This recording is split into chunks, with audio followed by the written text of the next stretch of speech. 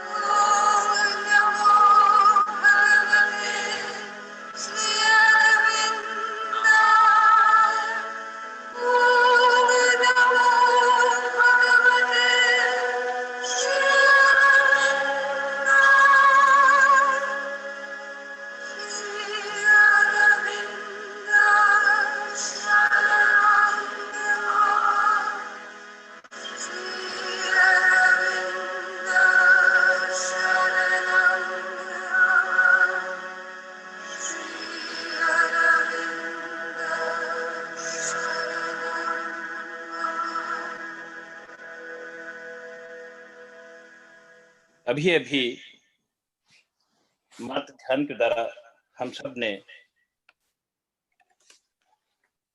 अपने चित्त, अपने मन, अपने को संपूर्णता में मां श्री अरविंद के प्रति समर्पित किया।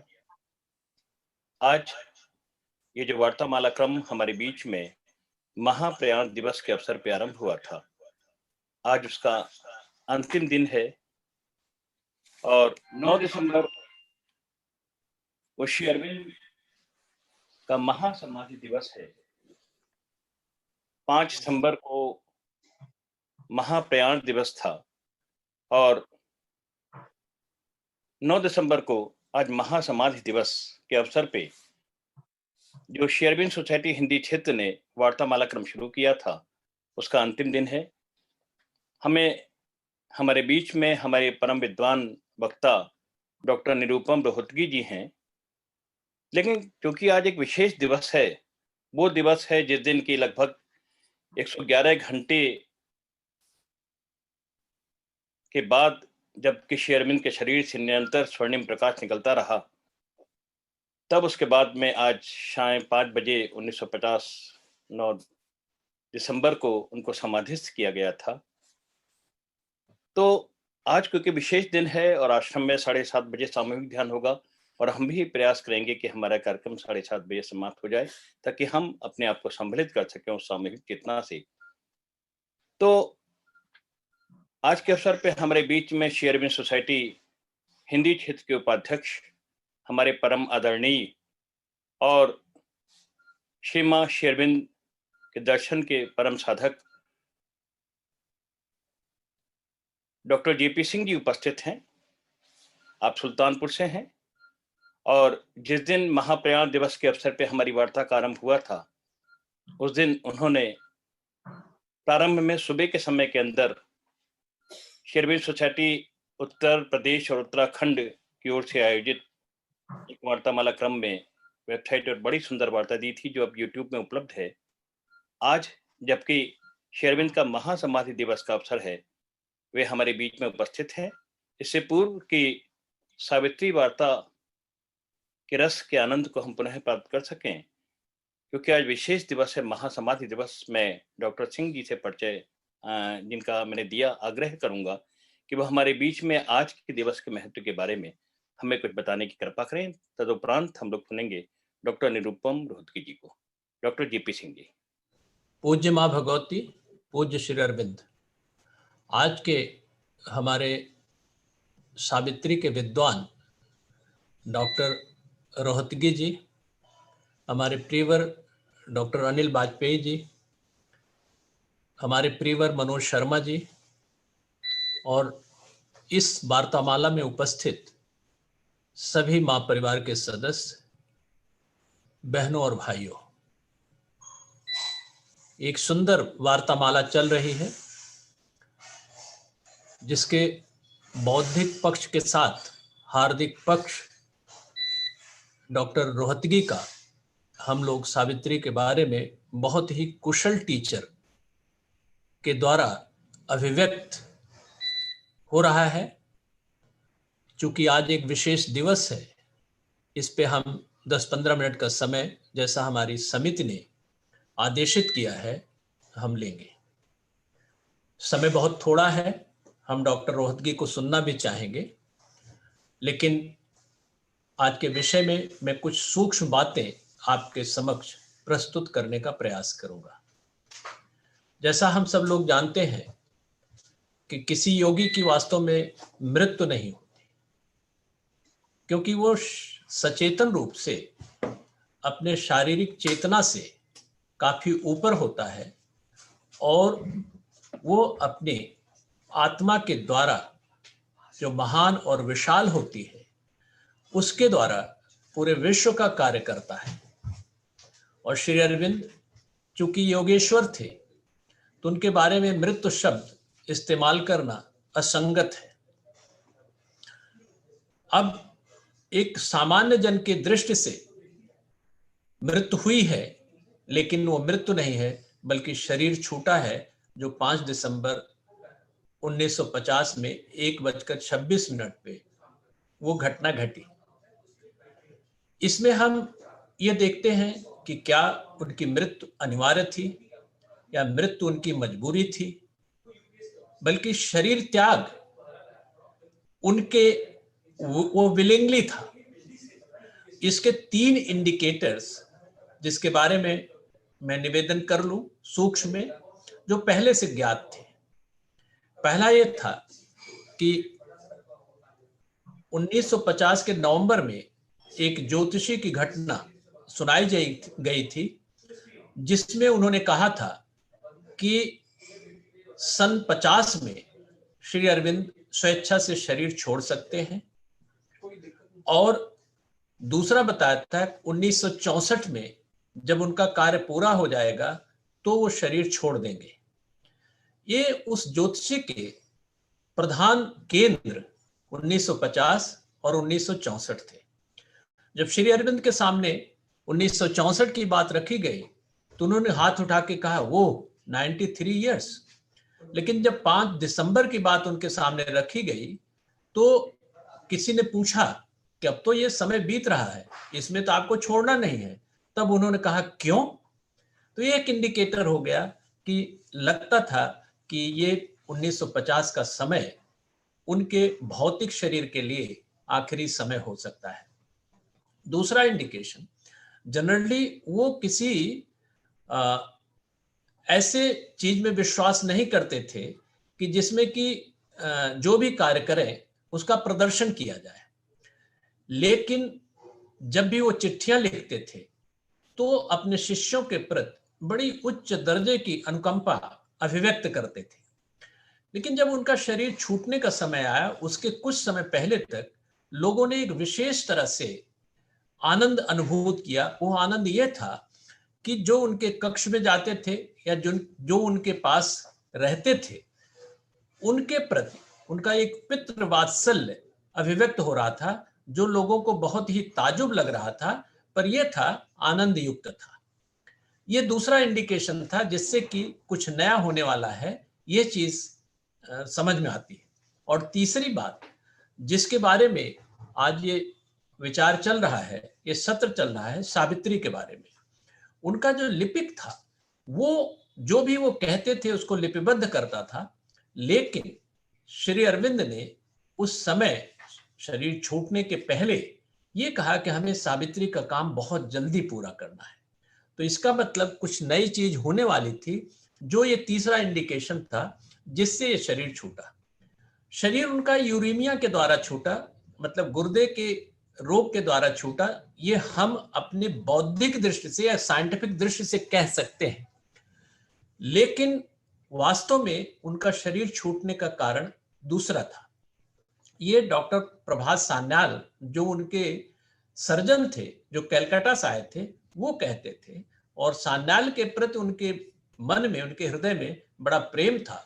और सान्याल खुद कहते थे कि जब मैं गया था तो मेरे सर पे उन्होंने हाथ रखा था, और हाथ रखने के बाद मुझको इतनी जबरदस्त एक शांति और एक आनंद की अनुभूति हुई जिसका हम बहुत वर्णन नहीं कर सकते। तो प्रभात सान्याल ने कहा था कि इनके जो लक्षण हैं ये कुछ अजीब गरीब हैं, जो हम बहुत एक्सप्लेन नहीं कर सकते। जिस समय ये बेहोशी की हालत में रहते थे तो घंटे 2 घंटे में ये जगते थे और पानी मांगते थे और समय पूछते थे कि what is time, what is time. ये इससे एक इंडिकेशन निकल करके आता था जो रिकॉर्ड में है कि उनके मन का उच्चीकृत दिव्यता, उनके ब्रेन जो कार्बन, फास्फोरस और आयरन से बना हुआ है, उसके ऊपर उसका प्रभुत्व था। तो इससे यह एक इंडिकेशन होता है कि वास्तव में उनको उस बीमारी की वजह से शरीर नहीं छूटा, छूटने का कारण कुछ और था। कारण यह था कि जो उनका उद्देश्य था पृथ्वी पर अतिमानसिक चेतना के लिए साधना करना, उसके कार्य को त्वरित गति से उन्हें पूरा करना था। और वो सोचते थे कि ये कार्य पूरा करने के लिए हमें माँ की जरूरत है, श्री माँ की। और उन्होंने जब शरीर छोड़ा और उसके पहले वो चाहते थे कि ये चेतना श्री माँ के अंदर जल्दी से जल्दी प्रवेश कर जाए, ताकि वो पार्थिव जगत में दिव्य चेतना को स्थापित करके और एक कालांतर में ये चेतना अपना कार्य करे या फले फूले। इसलिए उन्होंने शरीर छोड़ा और सूक्ष्म जगत में, सटल फिजिकल वर्ल्ड में, वो जैसा हम लोग जानते हैं कि आज भी स्थिति है, और मां के साथ वो आज भी इस कार्य को गति दे रहे हैं। आखिरी समय में मां ने ये देखा था कि वो शरीर रुग्ण होते हुए भी वो अतिमानसिक चेतना को उतार रहे हैं, जो कि एक सूक्ष्म दृष्टि मां की थी। वो इसको देखती थी और लोगों से बताती थी कि ऐसा मैंने देखा है। अब 5 दिसंबर को शरीर उनका छूटा और 1 से 11 घंटे तक वो शरीर में there was no sign of decay रहा, जैसा डॉक्टर अनिल वाजपेयी ने बताया। और ये डॉक्टरों ने इसको देखा भी कि मेडिकल जूरिस्प्रूडेंस की एक बड़ी ऑथेंटिक बुक है कि जिसमें, और पूर्व की जलवायु जो थोड़ा सा वो होती है, गर्म होती है, वहां पर इससे आधे से कम समय तक ही कोई इतने दिन तक बिना डिके के रहा था, कोई शरीर रही थी। और उसके दुगने से ज्यादा समय तक एक रिकॉर्ड है कि श्री अरविंद का शरीर सुरक्षित था। लेकिन धीरे धीरे धीरे धीरे जब समय आया कि वो शक्ति क्षीण होने लगी थी, तब माँ ने इसको कहा कि शरीर को अब समाधिस्थ किया जाए, और 5 दिसंबर को 5 बजे एक रोजवुड के बॉक्स में शरीर को रखा गया, जिसमें चांदी की परत थी, और वो प्रांगण के बीचों बीच में स्थापित किया गया, वहां पे समाधिस्थ किया गया। आइडिया यह है कि ये शरीर जो छूटा था, इसके लिए अतिमानस का के लिए त्वरित होना जरूरी था, और अतिमानस का जो अंतिम प्रतिफल बताया गया है वो ये है कि रोगों से मुक्त, शरीर की रोगों से मुक्त, और दूसरा शरीर के व्यापार में परिवर्तन, और तीसरा इच्छामृत, 3 अंतिम प्रतिफल बताए गए हैं। और ये प्रतिफल तभी संभव है जब आत्मानसिक चेतना भौतिक स्तर तक ये कार्य करने लगे, जिसके लिए श्री अरविंद ने कार्य किया है। उसके बाद के कार्य को मदर ने आगे बढ़ाया है, और ये करते हुए चूंकि उनका शरीर अतिमानसिक चेतना से या अतिमानसिक शक्ति से, उनके एक एक शरीर का अणु वो ओतप्रोत था, इसलिए उस शरीर में डिके के चांसेस नहीं थे, जो एक हम लोगों के लिए, एक साधारण मानव बुद्धि के लिए बड़ा अद्भुत या चमत्कारिक रूप से ये हो सकता है, पर ये संभव है। और उन्होंने इतने कष्ट सहे, और सीधे सीधे श्री अरविंद ने कहा है कि पूरे जगत के संकट को, पूरे पृथ्वी के संकट को अगर हम एब्जॉर्ब न कर लेते, तो ये संकट पृथ्वी के लिए बहुत बड़ा होता, और उस संकट से पृथ्वी को बचा लिया गया। और माँ और श्री अरविंद दोनों कहते थे कि अगर ये चीज नहीं होती तो पृथ्वी एक बहुत बड़े संकटकालीन की अवस्था से गुजरती। ये जो रिकॉर्ड है, ये डॉक्टर प्रभास सान्याल, केडी सेठना और चंपक लाल जी आदि लोगों ने, जो बड़े नजदीकी थे उनके, उन्होंने कहा है। इसीलिए कहा जाता है श्री अरविंद के जीवन के बारे में कहना कठिन तो है, लेकिन उनके शरीर छोड़ने के बारे में, उनकी तथाकथित मृत्यु के बारे में, शरीर त्याग के बारे में, महाप्रयाण के बारे में कहना और भी कठिन है। लेकिन आज भी वो हम सबका मार्गदर्शन कर रहे हैं, विशेषकर उन लोगों के लिए जो उनकी तरफ उन्मुख है। और सावित्री के माध्यम से हमारे डॉक्टर रोहतगी जी हम लोगों का एक मार्गदर्शन भी कर रहे हैं, उसको मनोरंजक तरीके से, उसको बहुत ही गूढ़ता के तरीके से, लेकिन एक अच्छे टीचर की भांति वो अभिव्यक्त कर रहे हैं। हम लोग डॉक्टर रोहतगी के, सावित्री के इस प्रवचन को अच्छी तरह से आत्मसात कर सके। बहुत बहुत शुक्रिया, धन्यवाद। बहुत बहुत आभार डॉक्टर जेपी सिंह जी। और डॉक्टर साहब को जब हम सुनते हैं तो आश्रम के जो स्थापित साधक थे, उनके अनुभवों को सुनने के बाद में और क्या कुछ घटित होता है, उसकी विश्वसनीयता, उसका महत्व और अधिक जानने में रोचक पूर्ण तरीके से हमको वो आनंद प्राप्त होता है। समय कम था, मैं उसके लिए डॉक्टर साहब को क्षमा चाहता हूं, क्योंकि ये आज का विशेष दिन है और प्रभु का स्मरण होना बहुत आवश्यक था। मैं आभारी हूं डॉक्टर साहब का। हमारे बीच में सावित्री के आलोक में मानव अभिप्सा और भागवत कृपा का पंचम पुष्प मां श्री अरविंद के चरणों में अर्पित करने के लिए हमारे बीच में हमारे श्रद्धेय डॉक्टर साहब निरूपम भगवती जी हैं। मैं एक बार पुनः उनका संक्षिप्त परिचय अवश्य देना चाहूंगा। बाल्यकाल से मां श्री अरविंद दर्शन से जुड़े हुए हैं और 1992 से आप जयपुर शाखा श्री अरविंद सोसाइटी से जुड़ गए। आध्यात्म और विज्ञान का समन्वय उनके व्यक्तित्व में है। MNIT जयपुर में इंजीनियर भी हैं, इंजीनियरिंग विभाग के प्रोफेसर हैं, और उसके साथ साथ में आप श्री अरविंद सोसाइटी राजस्थान के उपाध्यक्ष भी हैं। गीता के अध्ययन के साथ साथ सावित्री का गहन अध्ययन, गहन साधना उन्होंने की एक साधक के रूप में, और निरंतर 2002 से वो सावित्री के ऊपर वार्तामाला आयोजित करते हुए आ रहे हैं। इस कोरोना संकट काल में भी निरंतर उनकी हर रविवार को वार्तामाला क्रम चल रहा है। और हमारे जो सुधी श्रोता जो निश्चित रूप से अब प्यासे रह जाएंगे, मैं उनका आह्वान देता हूं कि वो आने वाले रविवार से निरंतर डॉक्टर साहब के वार्तामाला क्रम जो सुबह 10 बजे आरंभ होता है उससे जुड़े, तो उनको ये आनंद, ये रस वर्षा उनको होती रहेगी। युवाओं के वो आदर्श हैं और युवाओं के लिए को माँ और श्री अरविंद और सावित्री से जोड़ने के लिए वो युवाओं के लिए ब्लॉग, फेसबुक, वेबसाइट और यूट्यूब चैनल भी संचालित कर रहे हैं। तो मैं जैसा कि कह रहा हूँ कि तकनीक रूप से दक्ष हैं और विज्ञान और अध्यात्म का समन्वय है। इसके पूर्व कि मैं उनको आमंत्रित करूं, केवल एक शब्द क्योंकि समय कम है, माँ का एक वाणी छोटी सी पढ़ेंगे। माँ कहती हैं सावित्री के बारे में कि श्री अरविंद ने सारी सृष्टि को एक ही पुस्तक में भर दिया है। यह एक अद्भुत रचना है, भव्य, अद्वितीय और परिपूर्णता से अनुपूरित। जैसा कि कल हमने सुना था, श्री अरविंद ने भी कहा था कि ये परफेक्शन का प्रयास था।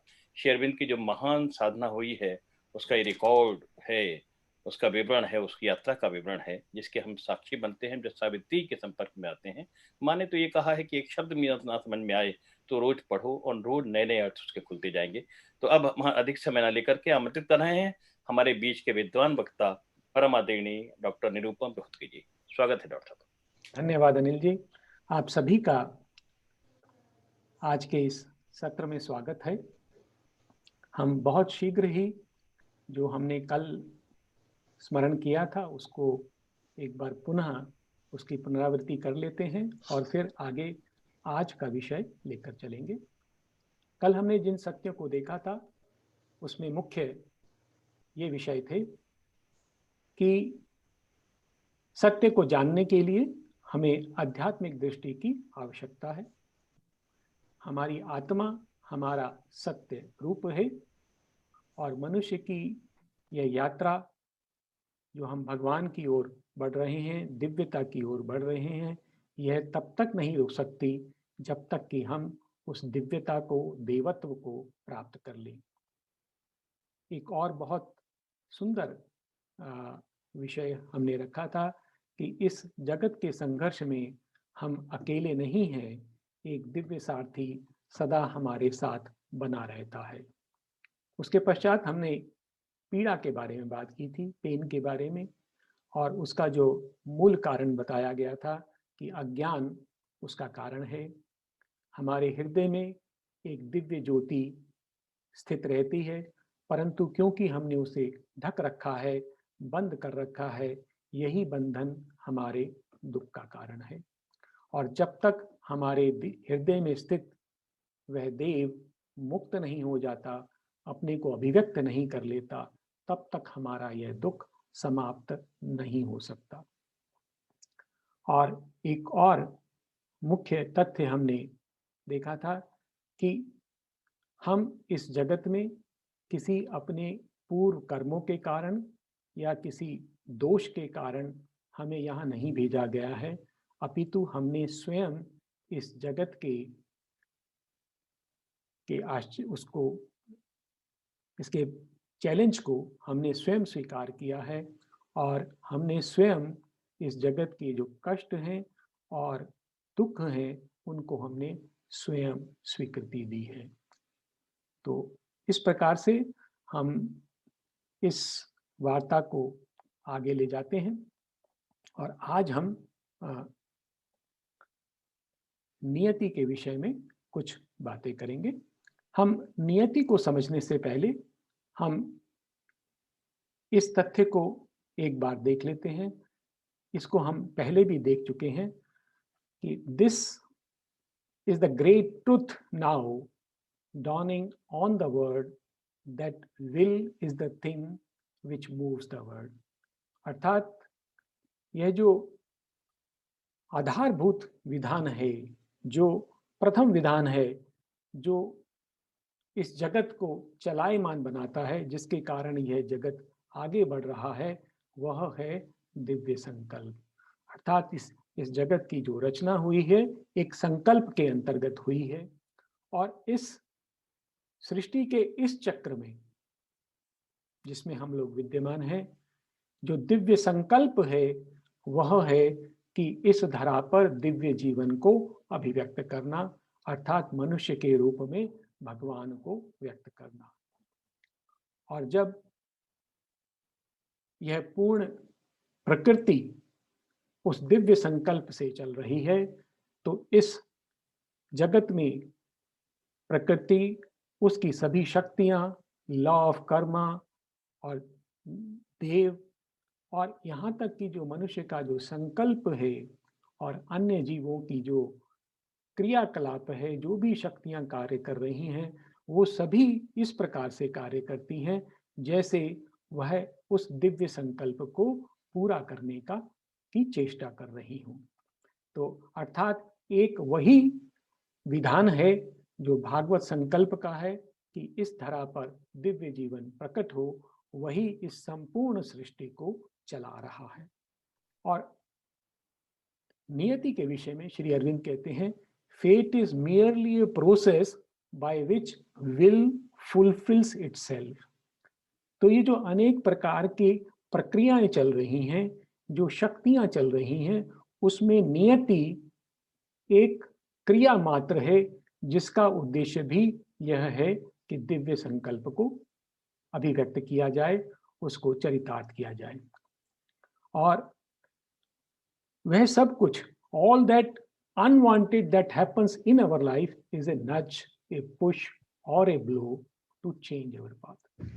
हमारे जीवन में ऐसा जो कुछ भी अवांछित होता है, जो हमें कष्ट पहुंचाता है, चाहे वो एक हल्का सा धक्का हो या कोई बहुत गहरा आघात हो, वह सभी उसका जो उद्देश्य होता है कि किसी प्रकार से जो हमारा जीवन है वो भागवत संकल्प और हमारी जो आत्मा का संकल्प है उसके अनुरूप आगे बढ़े।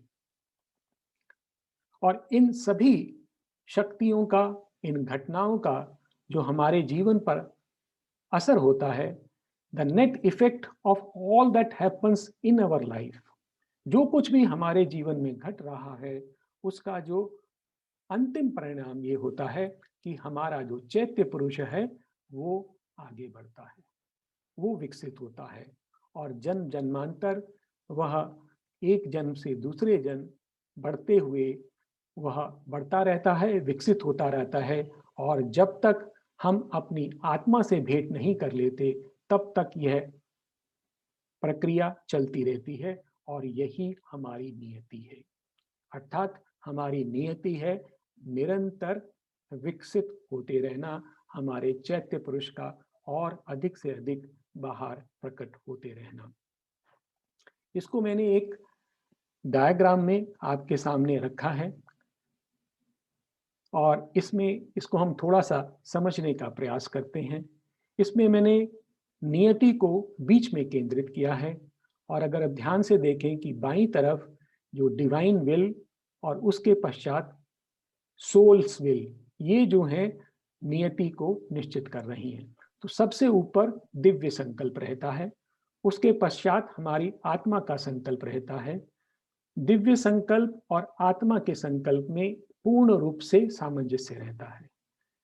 आत्मा का जो संकल्प है वो एक व्यक्ति के अनुसार होता है, हमारे जो हमने यहाँ पर जन्म लिया है वो एक व्यक्तिशः होता है, जबकि दिव्य संकल्प पूरी प्रकृति के लिए और पूरे जगत के लिए है। और यह जो आत्मा का संकल्प है ये हमारे जो अहंकार का जो संकल्प है, जो हमारी मान्यताओं पे आधारित होता है, हमारे अहंकार पर आधारित होता है, उसको दो प्रकार से नियंत्रित करता है।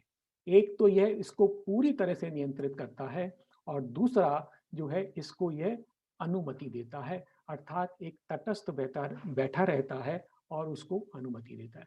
तो अर्थात कई बार तो प्रकृति हमारे जीवन को चला रही होती है और हमारी जो आत्मा है उसको अपनी सम्मति देती है, और कई बार हमारी आत्मा उसमें आवश्यकता अनुसार हस्तक्षेप करती रहती है। तो यह जो हमारी नियति है उसको भी जो हमारी आत्मा है आवश्यकता पड़े तो पूर्ण रूप से उसको निर्धारित कर सकती है और आवश्यकता हो तो वह प्रकृति को छोड़ देती है कि वो अपने अनुसार इसको आगे ले जाए। अर्थात इस सभी हमारे जीवन में जो कुछ हो रहा है उसमें आत्मा की अनुमति आवश्यक है। और ये जो हमारे जीवन में घटनाएं होती हैं उसमें कर्म का भी इनपुट रहता है और जो देव हैं वो भी कार्य करते हैं, जो भागवत कृपा है वो भी कार्य करती है। भागवत कृपा हमारे कर्मों को बदल सकती है, उनके जो परिणाम हैं उनको बदल सकती है। जो दिव्य संकल्प है वो देवों को भी उनको कंट्रोल करते हैं, अर्थात जो देव हैं उस दिव्य संकल्प के अनुसार कार्य करते हैं। अर्थात ये सभी शक्तियां कार्य करती हैं और इनके ऊपर जो नियंत्रण रहता है वो आत्मा का रहता है, और इस प्रकार से हमारे जीवन में घटनाएं होती रहती हैं। और जब हम जीवन में आगे बढ़ते हैं तो जो हमारे जिस मार्ग पर हम चलते हैं उसमें जो घटनाएं होती हैं उसको हम अपने अहंकार मन से देखते हैं और हम उसको अपने ही अनुसार कि वो हमें सुखकारी है या दुखकारी है ऐसा हम निश्चित करते हैं, जो कि हमारी अपनी संवेदनाओं पे, हमारे मन पे, हमारी कल्पनाओं पे, हमारी कामनाओं पर आधारित होती हैं और उससे हमें दुख या सुख अनुभव होता है।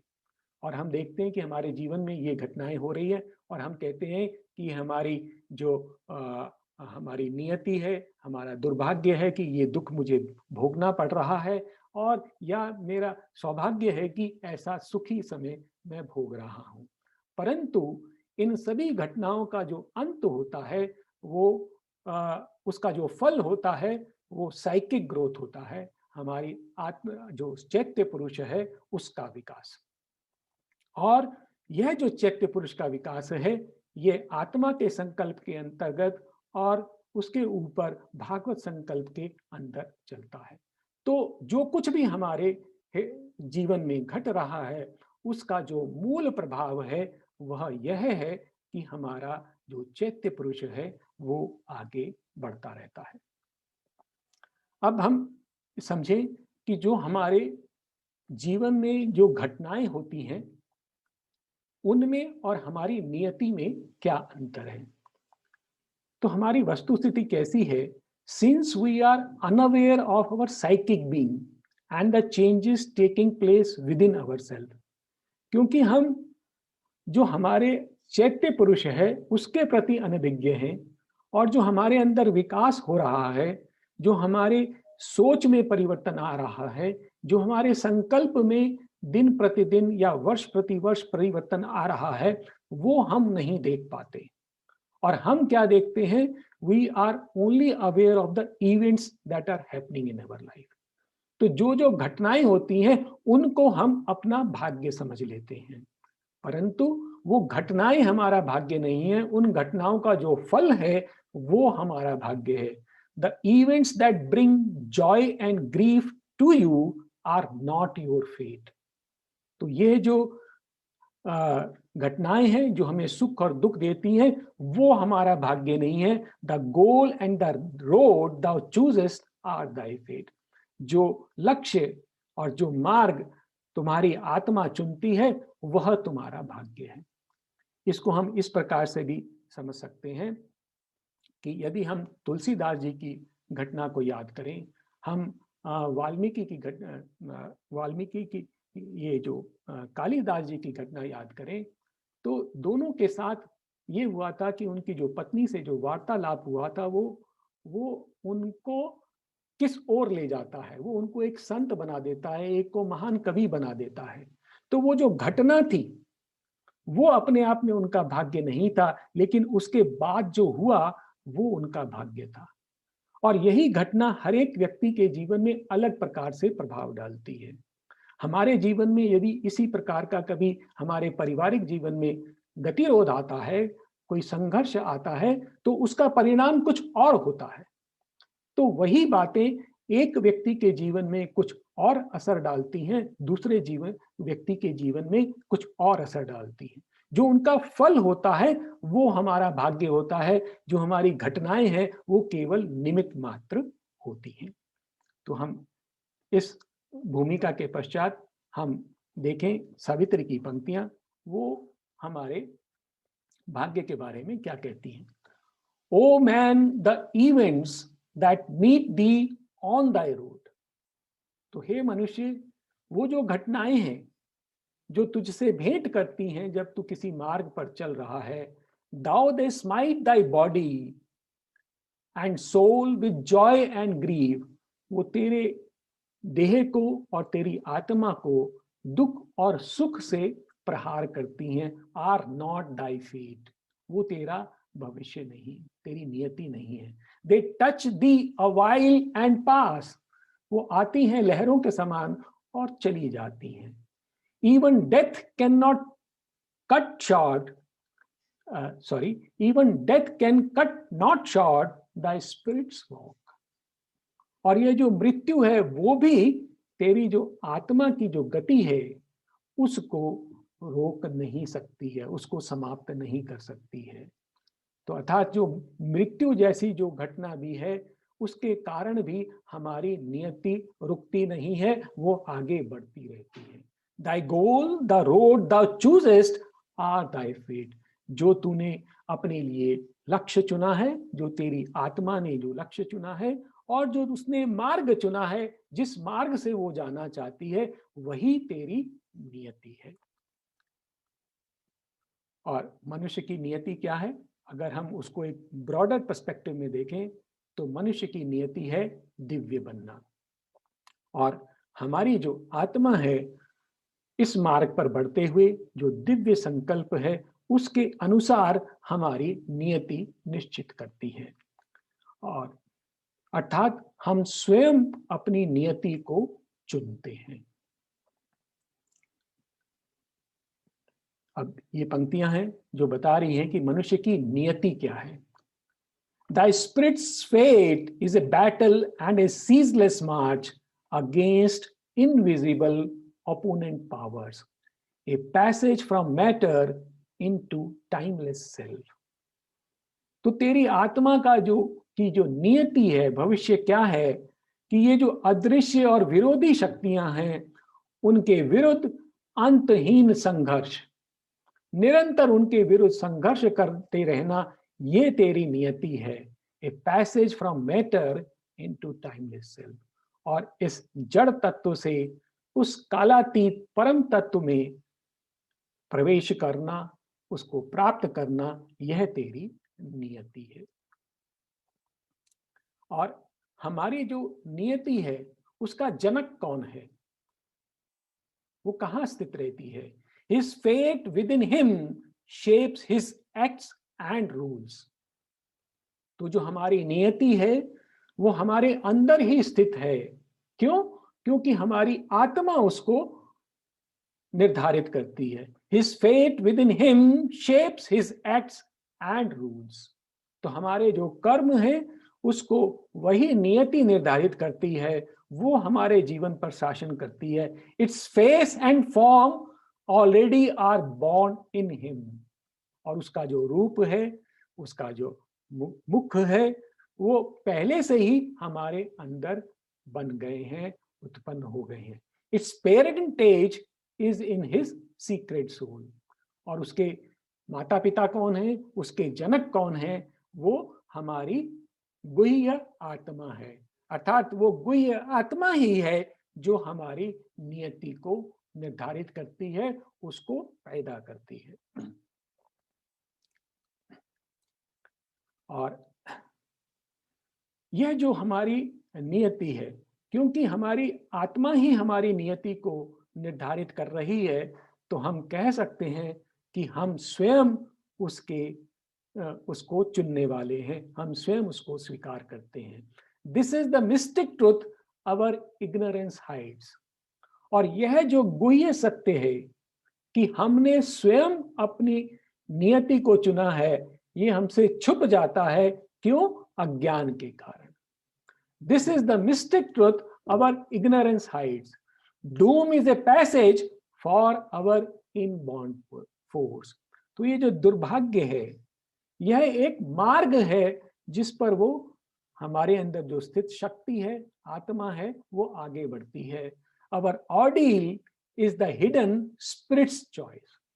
और जो हमारे अंदर गुह्य आत्मा है, छिपी हुई है, और यह जो अग्नि परीक्षा है वो उसकी अपना चुनाव है, उसकी अपनी स्वीकृति है। Ananke is our being's own decree. Ananke is a भाग्य की देवी होती है। अर्थात जो भाग्य हमने स्वीकार किया है, वो जो है, जो हमारा भाग्य है, is our being's own decree. अर्थात वो हमारी सत्ता का स्वयं का आदेश है, आज्ञा है। अर्थात यह जो नियति है वो हमारी स्वयं रची गई है। और फिर ये पंक्ति आती हैं कि ऐसा नहीं है कि हमारी नियति बदल नहीं सकती, परंतु कौन इसे बदल सकता है, ये भी हमें जानना आवश्यक है। कई बार हम इस प्रकार की शिकायत करते हैं कि मेरा बहुत दुर्भाग्य है, या मेरे साथ ऐसा ऐसा हो रहा है और मैं अपने भाग्य को बदलना चाहता हूं। लेकिन कौन है जो उसे बदल सकता है, ये भी हमें जानना जरूरी है। Fate is not immutable. ऐसा नहीं है कि भाग्य को बदला नहीं जा सकता, परंतु कौन उसे बदल सकता है? डिवाइन विल, कॉस्मिक और transcendent, can annul what it has sanctioned।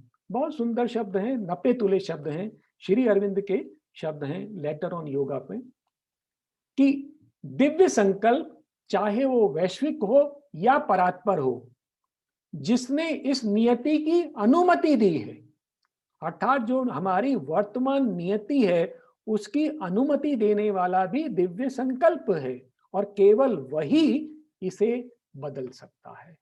Divine will, cosmic और transcendent, can annul what it has sanctioned।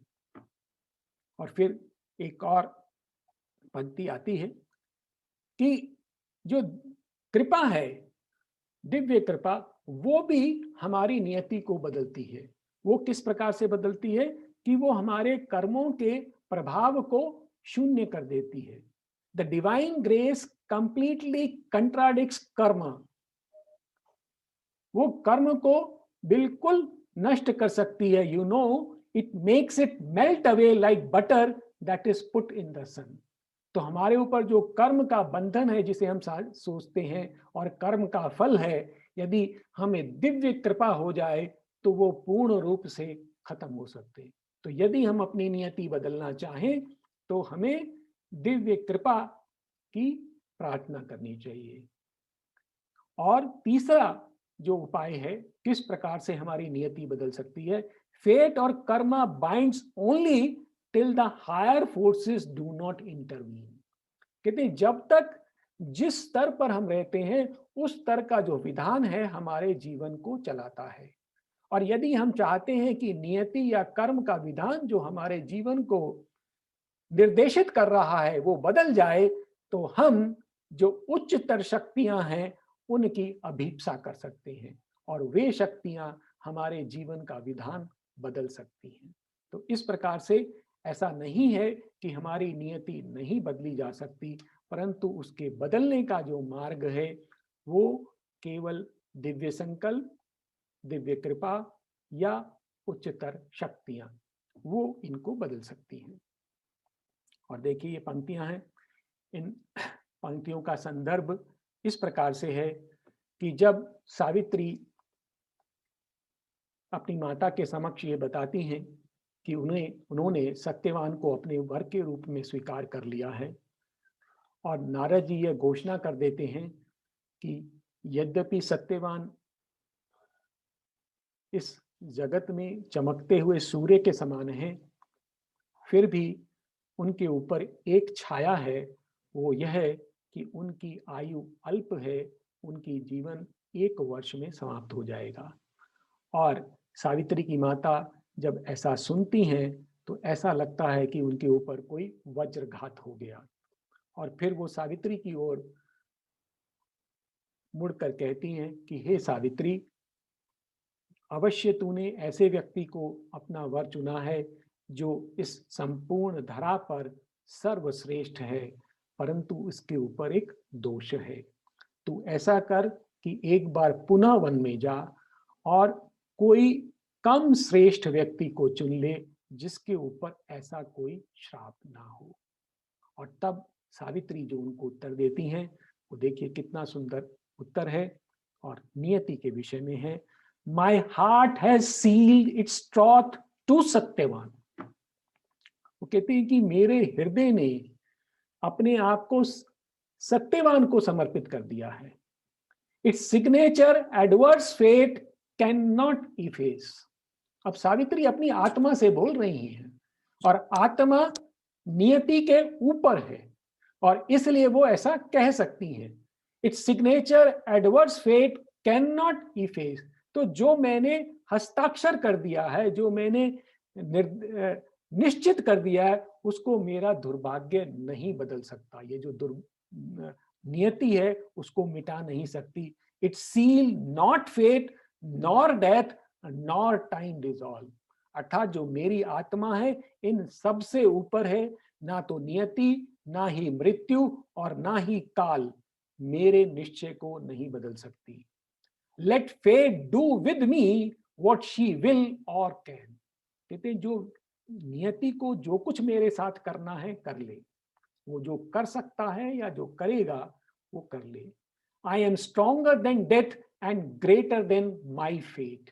ये कौन बोल रहा है? ये सावित्री की आत्मा बोल रही है कि मैं मृत्यु से और मैं अपनी नियति से बेहतर हूं, ज्यादा शक्तिशाली हूं। और फिर ये अंतिम पंक्ति इस पृष्ठ पर देखिए, fate's law may change but not my spirit's will. अर्थात नियति का विधान बदल सकता है परंतु मेरी आत्मा का संकल्प नहीं बदल सकता। अर्थात मेरी आत्मा मेरे नियति से ज्यादा बलवान है। और यदि हमें अपनी नियति बदलनी है तो हमें भी अपनी आत्मा को पाना होगा। और इसी भाव की ये पंक्तियां और हैं जो कहती हैं कि हमारी आत्मा हमारी नियति से अधिक शक्तिशाली है। Although the race is bound by its own kind, यद्यपि यह जो मनुष्य जाति है वो अपनी जाति के विधान से बंधी हुई है। The soul in man is greater than his fate। यह जो मनुष्य है उसके अंदर स्थित उसकी आत्मा उसकी नियति से अधिक बलशाली है।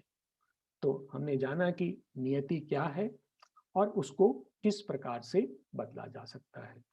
हम अब अगले उस पे लेते हैं भाव पर, विचार पर कि मृत्यु क्या है। मृत्यु के विषय में मैं कुछ आपके समक्ष रखना चाहूंगा कि मृत्यु के लिए जब हम अपनी ये जो भौतिक दृष्टि से देखते हैं तो हमारा ये तर्क हमें ये कहता है कि जो कुछ हमें दिखाई नहीं देता वो है नहीं। परंतु ये बात हम जानते हैं कि तर्क संगत नहीं है। हमारे पास अनेकों उदाहरण हैं। यदि पास के कमरे में या पास के घर में कोई दूसरा व्यक्ति बैठा है, ठीक है, तो हम अगर हमें नहीं दिखाई दे रहा तो हम ये नहीं कह सकते वो वहां नहीं है, ठीक है। इसी प्रकार बहुत सारी चीजें और हैं, इलेक्ट्रॉन्स हैं, प्रोटॉन्स हैं, न्यूट्रॉन्स हैं, बैक्टीरियाज हैं, वायरसेस हैं, वेव्स हैं, ये हमें दिखाई नहीं देती हैं लेकिन हम जानते हैं कि वो हैं, उनका हम उपयोग कर रहे हैं। इसी प्रकार से यदि हम एक बर्तन में पानी को रख दें और पानी को उसको गर्म करने लगे तो क्या होगा, थोड़ी देर में वो पानी उड़ते उड़ते भाप बन के हवा में विलीन हो जाएगा। तो हम क्या कह सकते हैं कि पानी समाप्त हो गया? नहीं, पानी ने अपना रूप बदल लिया। पानी है, उसने एक दूसरा रूप ले लिया, उसने जो है वो हवा में मिल गया जाके। पहले जो हमें वो दिखाई दे रहा था और हम मान रहे थे कि वो है, अब वो दिखाई नहीं दे रहा है। तो इसलिए जब कोई व्यक्ति की मृत्यु होती है तो होता क्या है कि वो अपना लोक बदल लेता है, वो अदृश्य हो जाता है, हम उससे संपर्क नहीं साध सकते। लेकिन यदि हम किसी व्यक्ति से बात नहीं कर पा रहे, हम किसी को देख नहीं पा रहे, इसका मतलब यह नहीं है कि वो मृत हो गया, वो समाप्त हो गया है। सावित्री में एक पंक्ति आती है, Was then the sun a dream because there is night? कहते यदि आपको रात दिखाई दे रही है तो क्या इसका अर्थ ये है कि सूर्य नहीं है? अर्थात जो कुछ नहीं दिखाई दे रहा क्या वो नहीं है? अब कल्पना कीजिए कि एक ऐसा जीव है जो रात में पैदा होता है, 2 घंटे जीता है और रात में ही उसका मृत्यु हो जाती है। उसके अनुसार तो सूर्य है ही नहीं क्योंकि उसने देखा ही नहीं। तो क्या जो चीज नहीं दिखाई देती वो नहीं है? तो ऐसा हम नहीं कह सकते। ये जो है ये दोषपूर्ण जो है हमारी वो है, क्या कहते हैं, तर्क है। अर्थात जो मृत्यु है वो केवल रूप बदलना है, व्यक्ति नहीं चला जाता, वो रूप बदल लेता है। और यही बात जो है गीता में भी आती है, वांसांसी जीर्णानि यथा विहाय नवानि गृह्णाति नरोपराणि तथा शरीराणि विहाय जीर्णानि अन्यानि संयाति नवानि देहि।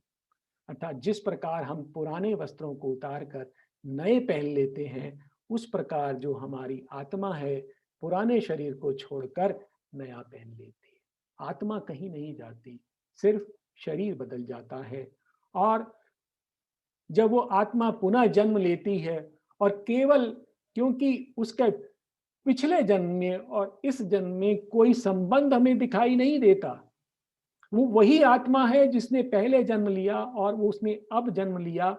और ऐसा हो सकता है कि वो आत्मा जो हमारा कोई सगा संबंधी जिसकी मृत्यु हुई, वो पुनः हमारे घर में ही जन्म ले ले, तो भी हम यह नहीं मानने को तैयार होंगे कि यह वही व्यक्ति है, क्योंकि दोनों के बीच में कोई संबंध नहीं है। अर्थात जो चीज हमें दिखाई नहीं दे रही, इसके कारण हम यह नहीं कह सकते कि वो समाप्त हो गई है। तो मृत्यु के विषय में सावित्री क्या कहती है कि death is not a defeat, ये कोई पराजय नहीं है, और ये यात्रा का अंत भी नहीं है। तो ये क्या है? डेथ इज ए स्टेयर, एक सीढ़ी है, ए डोर, एक द्वार है, ए स्टम्बलिंग स्ट्राइड, एक लड़खड़ाती हुई छलांग है। Death is a stair, a door, a stumbling stride the soul must take to cross from birth to birth. और ये मृत्यु आत्मा को अवश्य इसे पार करना होता है जब वो एक जन्म से दूसरे जन्म में जाती है। A grey defeat pregnant with victory. और ये अस्पष्ट पराजय है, ये वस्तुतः पराजय नहीं है, इट्स ए ग्रे डिफीट। ये अस्पष्ट है, जिसको हम पराजय मान रहे हैं वो पराजय नहीं है, प्रेग्नेंट विद विक्ट्री, उसमें विजय छुपी हुई है। ये मृत्यु क्या है? A whip to lash us towards our deathless state. तो ये और कुछ नहीं है, ये एक प्रकार की ठोकर है, एक चाबुक है जो हमें अपनी नश्वरता से अमरता की ओर धकेलता है या ले जाता है। तो मृत्यु का वस्तुतः यह रूप है। फिर जब हमारी मृत्यु हो जाती है, अर्थात जब हम इस जगत को छोड़कर दूसरे जगत में जाते हैं, तो वहां पर क्या होता है? तो वो जो बीच का समय है, उसमें हमारा चैत्य पुरुष हमारे अगले जन्म के लिए रचना करता है। In trance they gathered back their bygone selves. जब मनुष्य इस जगत को छोड़कर जाता है, तो जिस लोक में, चैत्य लोक में जब हो जाता है, in trance they gathered back their bygone selves, तब वो अपने पुराने समय को याद करता है। In a background memories foreseeing muse prophetic of new personality arrange the map of their coming destiny course। और वहां रहकर वो अपने आगे आने वाले जन्म का जो उसकी जो दिशा है उसको निर्धारण करता है। Heirs of their past, their futures discoverer, electors of their own self-chosen Lord, they waited for the adventure of a new life। और वहां पर रहकर वो कुछ विश्राम करते हैं, प्रतीक्षा करते हैं एक नया जीवन आरंभ करने की। और इसी प्रकार से ये पंक्तियां हैं जो इसी बात को आगे बढ़ाती हैं। Forces and lives and beings and ideas are taken into the stillness for a while. वहां पर कुछ देर के लिए ये शक्तियां, ये जीव विश्राम करते हैं। There they remould their purpose and their drift, recast their nature and reform their shape। और वहां पर वो अपने जीवन का उद्देश्य, उसे पुनः रचना करते हैं।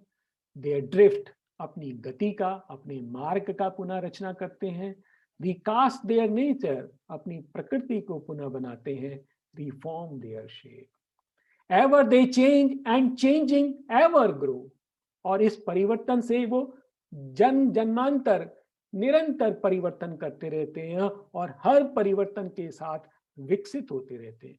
And passing through a fruitful stage of death, और ये जो मृत्यु की जो पड़ाव है, जो बहुत लाभकारी है, उसमें से निकलते हुए आफ्टर लॉन्ग रिकंस्टिट्यूटिंग स्लीप, और वहां पर विश्राम करने के बाद, ऐसा विश्राम जिसमें वो पुनर्निर्माण करते हैं, resume their place in the process of the gods, और ये जो जग में जो देवों का कार्य चल रहा है उसमें आकर पुनः अपना कार्य आरंभ कर देते हैं, एक नया कार्य लेकर वो आगे बढ़ते, until their work in cosmic time is done, और जब तक उनका कार्य ये पूरा नहीं हो जाता इस काल में, तब तक ये चलता रहता है।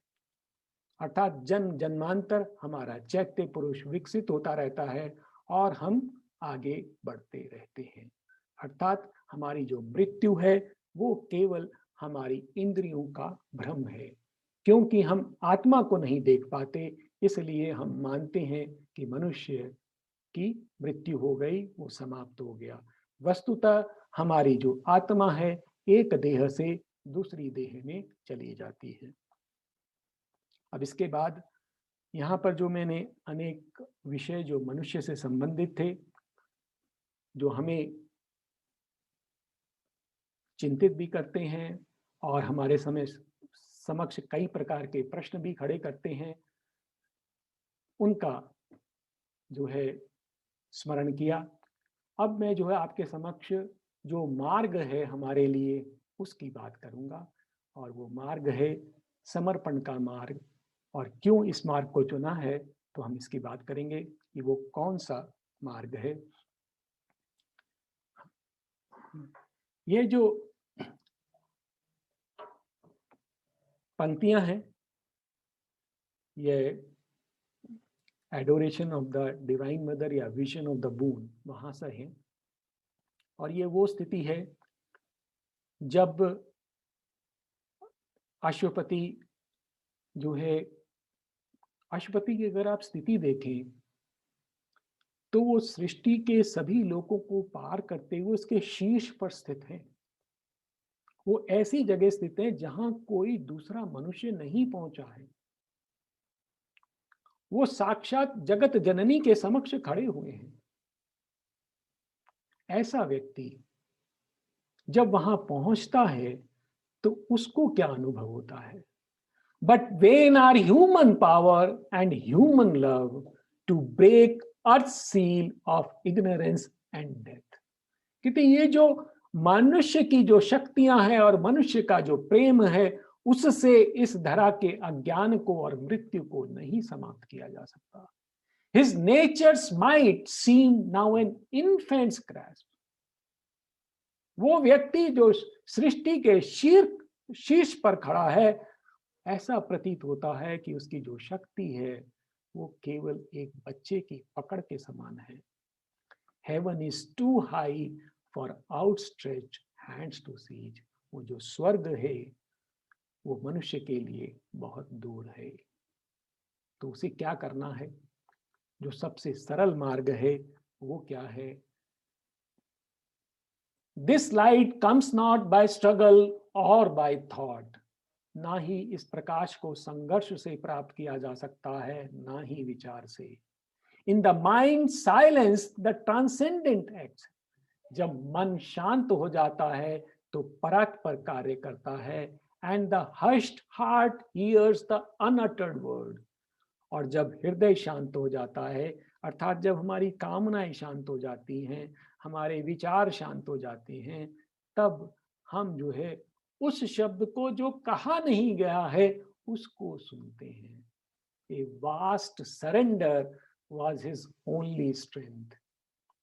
और केवल एक जो समर्पण है वही उनकी शक्ति थी, और हमें भी उसी मार्ग पर आगे बढ़ना चाहिए।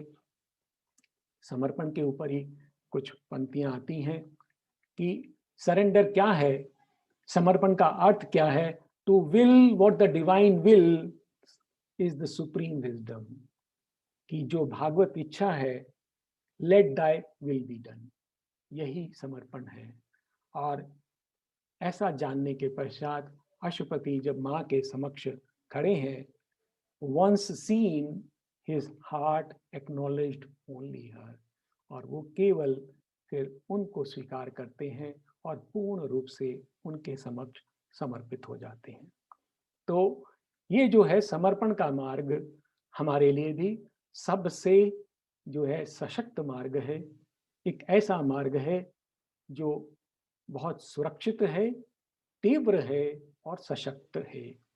तो इसके विस्तार में फिर कभी जाएंगे, परंतु अब मैं यहाँ पर ये जो हमारी 5 दिन की वार्ता रही है उसका मूल संदेश एक बार आपके समक्ष रखना चाहूँगा।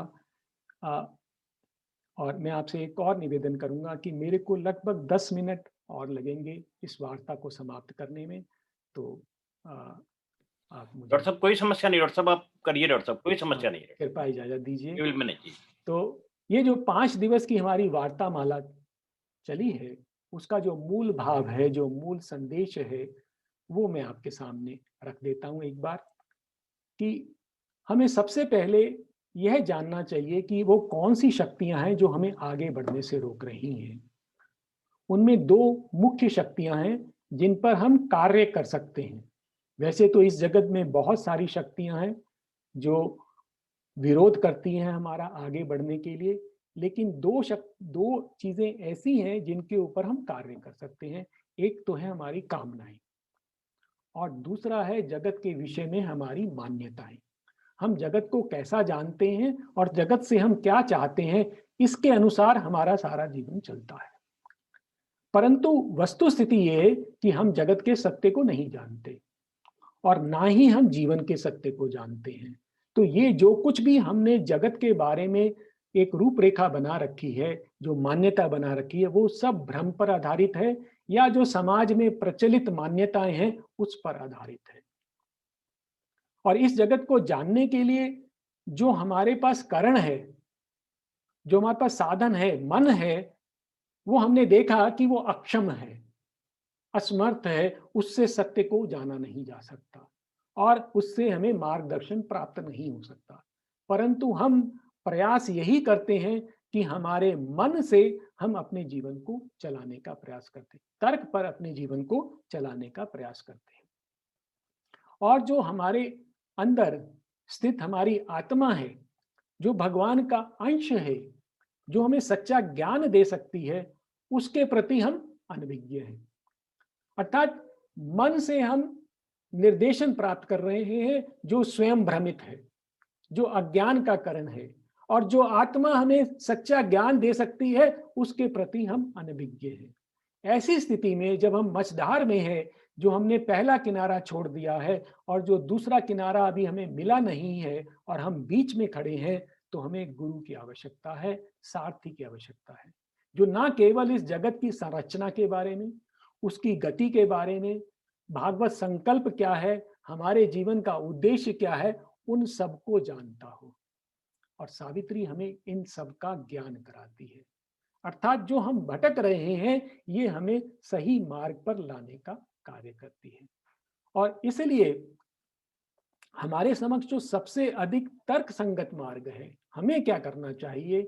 मन हमें धोखा दे रहा है, आत्मा हमें मिल नहीं रही है, हम बीच में खड़े हैं, तो हमें क्या करना है कि हमें अपने मन को अक्षम जानते हुए, यह जो भागवत वाणी है, भगवान की वाणी जो हमने सुनी, जो हमें बार बार यह कह रही है कि मन अक्षम है, इग्नोरेंट है, तो उसको मानते हुए हम सावित्री को प्रभु की वाणी मानते हुए उसे स्वीकार करें। जो सावित्री कह रही है उसके प्रति हमारी श्रद्धा हो, हम उसको पूर्णतः स्वीकार करें और फिर उसके अनुसार, सावित्री के अनुसार हम जगत की कल्पना, ये पेन क्या है, फेट क्या है, मृत्यु क्या है, और हमारा अपना भविष्य क्या है, इसको पुनर्भाषित करें। एक बार जब हम इनको दोबारा समझ लेंगे, सावित्री के आलोक में जान लेंगे कि हमारी नियति वस्तुतः क्या है, मृत्यु वस्तुतः क्या है, हमारा भविष्य क्या है, तब हम क्या कर पाएंगे कि हम अपनी कामनाओं और संकल्पों को पुनर्परिभाषित कर पाएंगे। तब हमें अपनी कामनाओं को देखना होगा जो हमें चला रही हैं, हमारे संकल्पों को, हमारी मान्यताओं को देखना पड़ेगा। और जब हम उनको सावित्री के आलोक में पुनर्भाषित कर लेंगे तो हम प्रकृति के साथ कदम से कदम मिलाकर आगे बढ़ सकेंगे, भगवान के संकल्प के अनुरूप आगे बढ़ सकेंगे। और तब वो मार्ग होगा सनलिट पाथ, और वो होगा हमें जो तीव्र गति से भगवान की ओर ले जाएगा। मैं कुछ और आपसे निवेदन करना चाहूंगा कि मैंने आपके समक्ष सावित्री के कुछ ऐसे अंश रखे जो जीवन को स्पर्श करते हैं, परंतु ये सावित्री का पूर्ण चित्रण नहीं है। तो मेरी अपेक्षा ये है कि इस वार्ता से आपको सावित्री की ओर आकर्षित करके आपको प्रेरित करूं कि आप स्वयं इसका पाठन और मनन करें और इसके अनुसार अपना जीवन व्यापन करें, उसको रूपांतरित करें।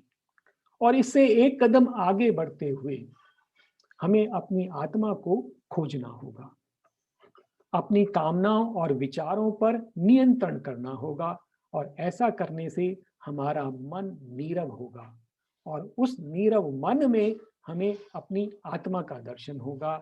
और जब हमें आत्मा का दर्शन होगा तो हमारी यह आध्यात्मिक यात्रा और तीव्र गति से आगे बढ़ सकेगी। तो ये मूल विचार जो मैं आपके सामने रखना चाह रहा था, और इसको वार्ता को के इस अंश को यहाँ समाप्त करते हुए, क्योंकि आज श्री अरविंद की महासमाधि का दिवस है, मैं आपके समक्ष कुछ पंक्तियां सावित्री से लाया हूं जो श्री अरविंद के चरित्र को, उनकी महानता को अभिव्यक्त करती हैं। तो हम देखें वो कुछ पंक्तियां हैं। तो ये पंक्तियां जो हैं वस्तुतः सावित्री में अशुपति के विषय में आती हैं, परंतु हम जानते हैं कि ये पूर्ण रूप से श्री अरविंद के चरित्र को भी प्रकट करती हैं। तो हम देखें ये पंक्तियां, कुल 3 स्लाइड्स हैं, तो इसमें ज्यादा समय नहीं लगेगा। His was a spirit that stooped from larger spheres into our province of ephemeral sight, a colonist from immortality. तो वो कौन थे अशुपति? His was a spirit, उनकी जो आत्मा थी, that stooped from larger sphere, वो महत्तर लोकों से आई थी, into our province of ephemeral sight, वो इस लोक में, हमारे लोक में, धरा पे, जहां पर जो हमारी जो दृष्टि है वो बाधित है, जो शॉर्ट लिव्ड है, क्षणिक है, वहां वो आए थे। और वो कौन थे? एक कोलोनिस्ट फ्रॉम इमॉर्टलिटी, वो शाश्वतता से आए थे, यहाँ पर अपना राज्य स्थापित करने आए थे। तो अमरता को यहाँ पर स्थापित करने के लिए श्री अरविंद आए थे। A pointing beam on earth uncertain roads, और ये जो जगत है जिसके जितने मार्ग हैं सभी अनिश्चित हैं, उन पर वह एक ऐसी किरण के समान थे जो दिशा दे रही है। और सावित्री के रूप में उन्होंने हमें दिशा प्रदान की है कि हमें किस ओर जाना है। A pointing beam on earth uncertain road, his birth held up a symbol and a sign, और उनका जो जीवन था, जन्म था, एक प्रतीक है, एक चिन्ह है, एक दिशा सूचक चिन्ह है।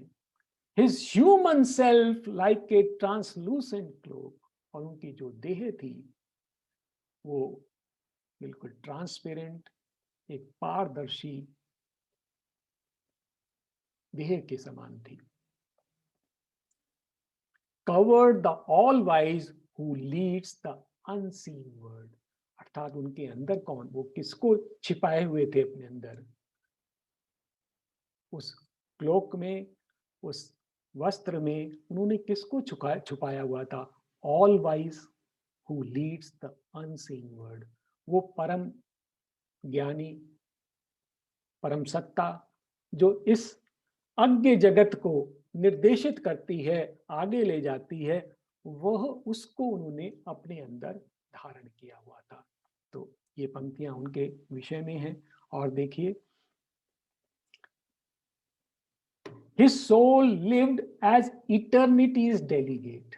उनकी जो आत्मा थी वो शाश्वतता का प्रतिनिधि थी। His mind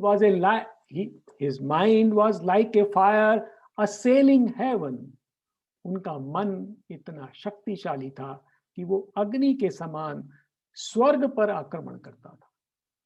His will a hunter in the trails of light. और उनका संकल्प ऐसा था कि वो प्रकाश का पीछा करता था। प्रकाश की गति हम जानते हैं, उससे तेज गति किसी की नहीं होती, परंतु उनका संकल्प उस प्रकाश का पीछा करता था। His will a hunter in the trails of light, an ocean impulse lifted every breath. उनकी जो श्वास थी वो ऐसा था कि उसमें सागर स्पंदन कर रहा है, लहरें ले रहा है। Each action left the footprints of a god. उनका प्रत्येक कर्म ऐसा था कि जैसे भगवान स्वयं यहाँ चल रहे हैं। Each movement was a beat of puissant wings. और प्रत्येक क्षण ऐसा था जो कि शक्तिशाली पंखों का स्पंदन था।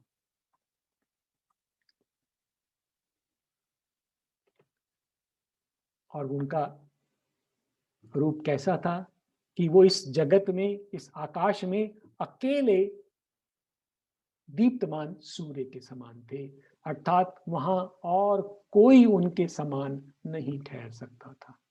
देखें ये पंक्तियां, और वो एक देव के समान, भगवान के समान कार्य कर रहे थे। The universal strengths were linked with his. तो जो वैश्विक शक्तियां हैं वो उनकी शक्ति से जुड़ी हुई थी।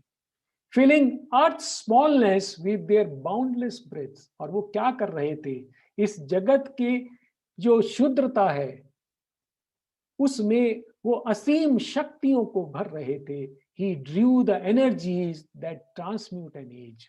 और वो शक्तियां लेकर चल रहे थे जो युग का परिवर्तन कर देती है। Immeasurable by the common look. उनको हम अपने सामान्य दृष्टि से नहीं माप सकते, उनके चरित्र को हम आंक नहीं सकते। He made great dreams a mold for coming things. और उन्होंने जो स्वप्न लिए उनको ढांचे में बना दिया, अर्थात उन्होंने ये निश्चय कर दिया कि जो आने वाला समय वो किस ओर बढ़ेगा। And cast his deeds like bronze to front the ears. और उनके कर्म ऐसे थे जो काल को कांसे के समान सहन करते थे, उसका सामना करते थे। His walk through the time outstripped the human stride.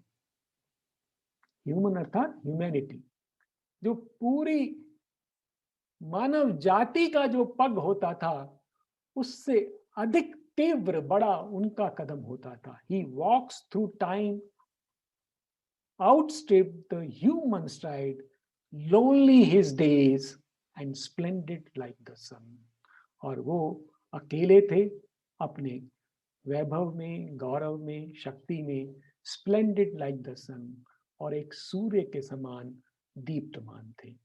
तो ये इन पंक्तियों के साथ सावित्री में से मैं उनको अपनी श्रद्धांजलि देता हूँ। और इस वार्ता को यहाँ समाप्त करते हुए कुछ शब्द मैं कहना चाहूँगा।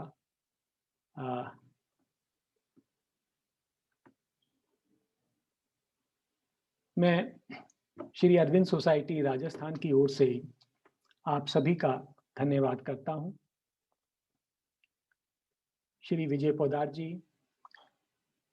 जो किसी कारणवश यहाँ पर नहीं हैं, जेपी सिंह जी, मनोज जी, आमोद जी और अनिल जी वाजपेयी जी, जिन्होंने इसका बहुत अच्छा संचालन किया, रीतम जी, ये कुछ लोग जिनके नाम मुझे याद हो गए, उन सभी को मैं धन्यवाद देता हूँ। शेष सभी लोग जिन्होंने पर्दे के पीछे रहते हुए इस आयोजन को सफल बनाया, उनको धन्यवाद देता हूँ।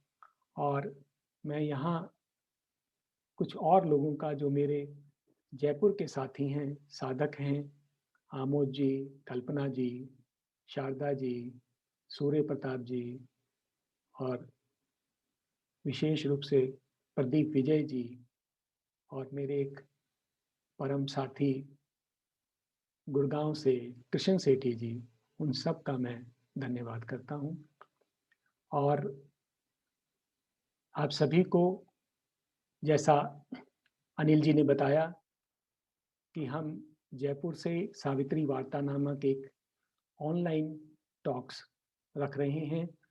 वो प्रति रविवार वो उसका प्रसारण करते हैं, उसका वाचन करते हैं वहाँ पर। तो वहाँ पर हम पंक्तिशः सावित्री का मनन और पाठन करते हैं। आप में से जो भी उसमें सम्मिलित होना चाहें, वो या तो ये जो एड्रेस आपकी स्क्रीन पर है, इसका स्नैप ले लें और किसी भी तरह से इसको कांटेक्ट कर सकते हैं। अन्यथा अनिल जी और मनोज जी या से भी इसके बारे में पता कर सकते हैं। तो आप सभी का स्वागत है, आप सभी को धन्यवाद। और आपने इतना सुंदर मुझे जो अवसर दिया, उसके लिए बहुत बहुत धन्यवाद। आप सोच रहे होंगे कि मैं धन्यवाद क्यों दे रहा हूँ, क्योंकि मुझे इसका जो लाभ होता है वो अनंत लाभ होता है। बार बार पढ़ने से, बार बार इसका मनन करने से जो मेरे को भी जो आनंद प्राप्त होता है, उसका कारण आप ही लोग हैं। तो आप सभी को मेरी तरफ से धन्यवाद एंड नमस्कार। बहुत बहुत बहुत धन्यवाद डॉक्टर साहब। और अभी 5 दिन तक हम मंत्रमुग्ध होकर के, सम्मोहित होकर के और इस सावित्री महाकाव्य की इस प्रसादी का आस्वादन लेते रहे। डॉक्टर साहब, मैंने ये जो आपने सबसे अंत में स्क्रीनशॉट दिया था, इसका स्क्रीनशॉट ले लिया है और इसको हम सभी ग्रुपों में डाल देंगे, ताकि जो भी संपर्क करके वो आगामी वार्ता सुनना चाहे आपकी, जो आपने अंदर अभिप्सा जो अग्नि जलाई है, वो जलती रहे और वो सुनते रहें। बहुत सुंदर वार्ता। और जैसा कि डॉक्टर साहब ने मृत्यु पर विजय का दरअसल महाकाव्य है सावित्री, और जो सावित्री का उन्होंने डॉक्टर साहब ने बोला कि नियति का विधान बदल सकता है, पर मेरी आत्मा का संकल्प नहीं बदल सकता। कितनी सुंदर, कितनी अद्भुत, कितनी प्रेरणादायक पंक्तियां हैं।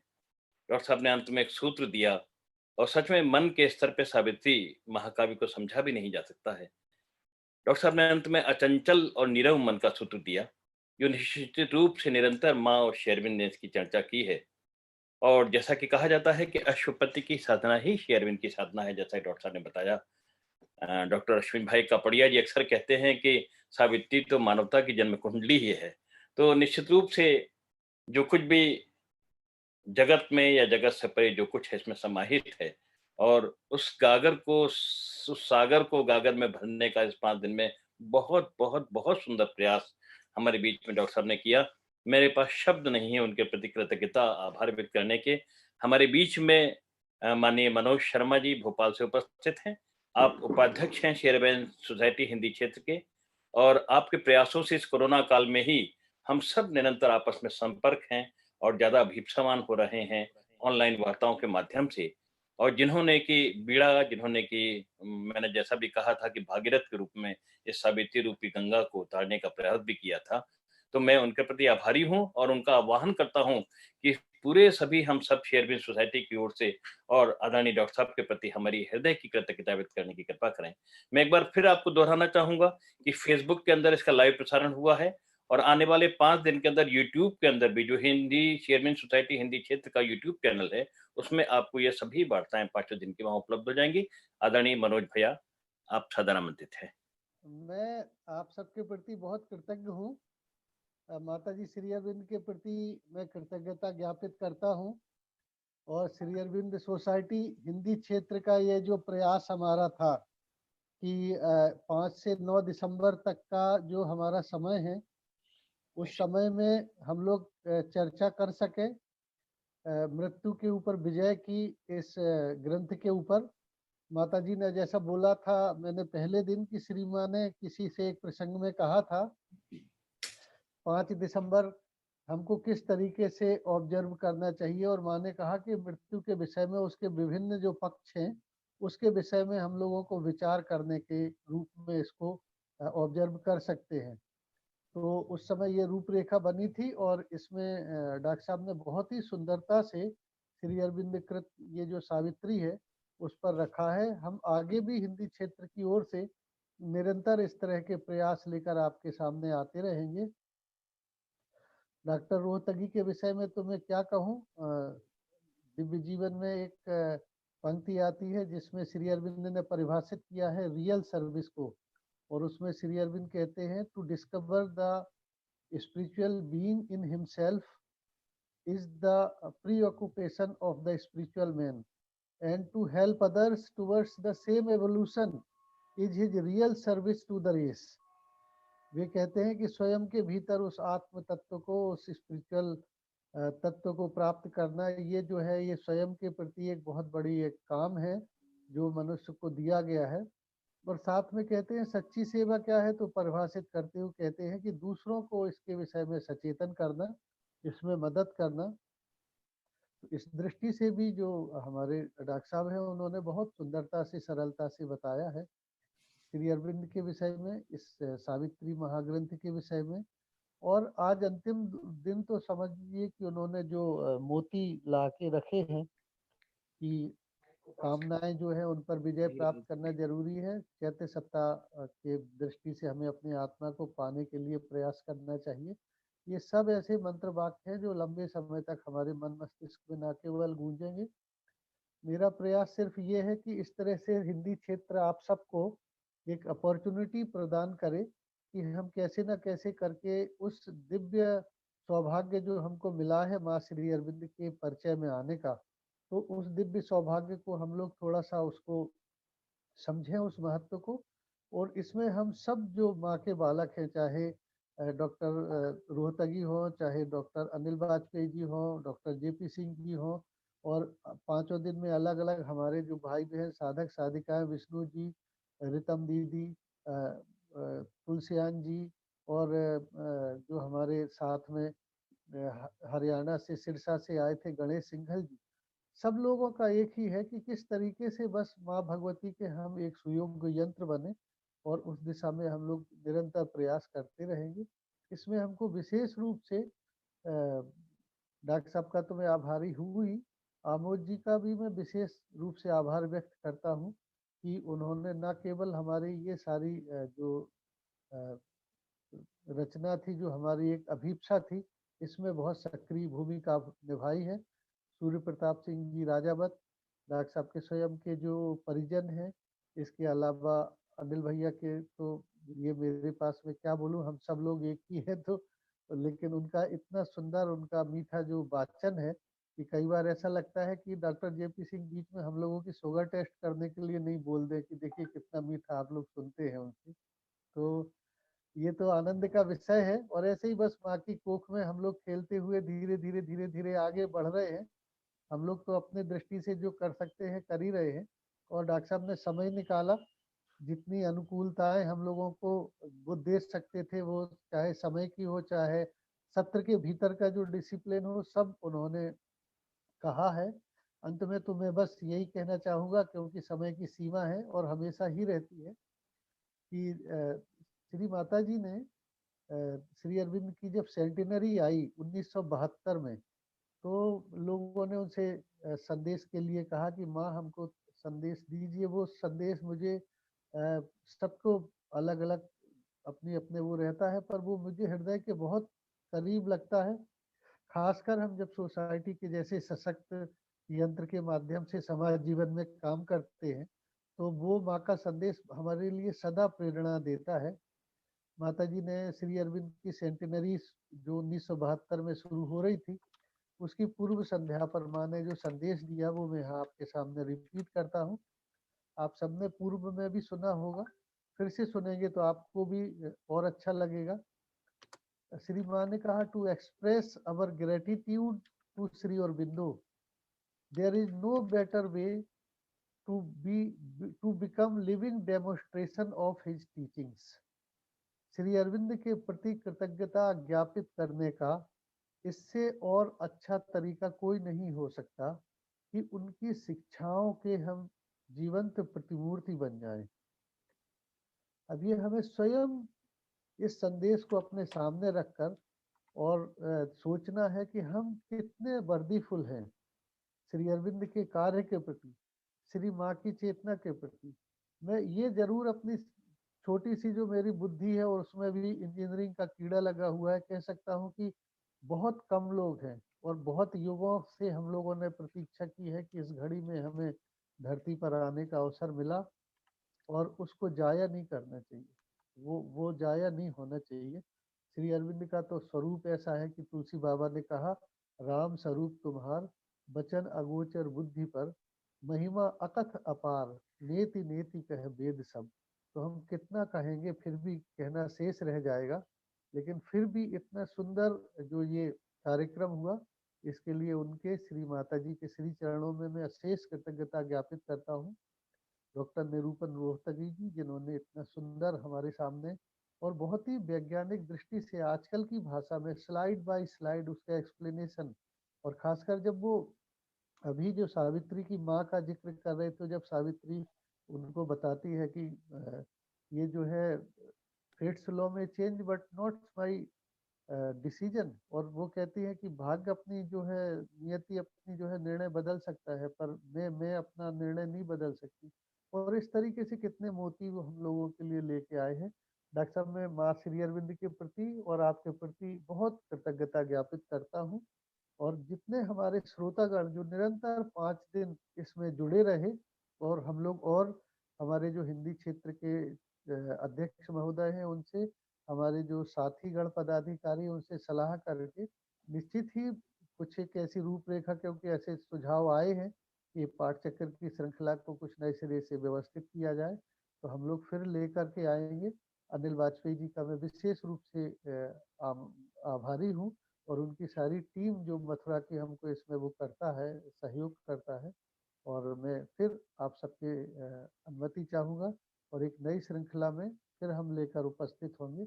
अभी तो आगामी 13 तारीख को हमारी आध्यात्मिक संवाद की जो अगली श्रृंखला है, उसमें इंद्रानी घोष मैडम जो है दीदी, वो श्री अरविंद के आलोक में ग्रामीण भारत, ग्रामीण विकास, उस पर अपनी वार्ता लेकर आएंगी।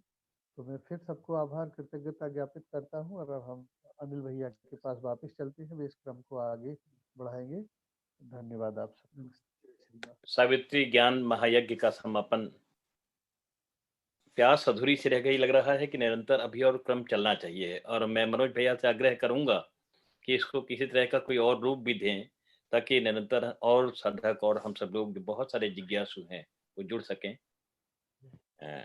इस समय श्री अरविंद आश्रम पौंडचेरी में आज के विशेष दिन सामूहिक ध्यान का समय है, और हम अगर इसी समय पर ध्यान करेंगे तो हम जुड़ सकेंगे वहाँ की चेतना से। तो आइए हम सब मिल करके और आज इस विशेष दिवस पर और इस महायज्ञ के समापन पे मातृ ध्यान करते हैं। मातृ ध्यान।